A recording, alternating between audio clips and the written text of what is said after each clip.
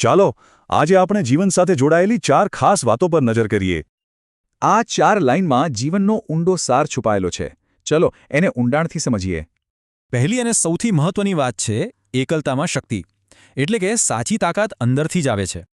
એટલે કે કોઈ સાથ ન આપે તો પણ નિરાશ ન થવું, કારણ કે ઈશ્વરથી મોટો કોઈ સાથી નથી. હવે અંદરની દુનિયામાંથી બહાર આવીએ અને જોઈએ કે આપણો વ્યવહાર કેવો હોવો જોઈએ. જો દુઃખ અને વ્યવહારમાં બહુ મોટો ફરક છે. એક સમય સાથે ભૂલાઈ જાય, બીજું નહીં.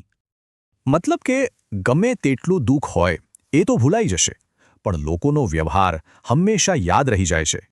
અને આ જ વાત આપણને કર્મોના પરિણામ સુધી લઈ જાય છે. જેવું કરો તેવું ભરો.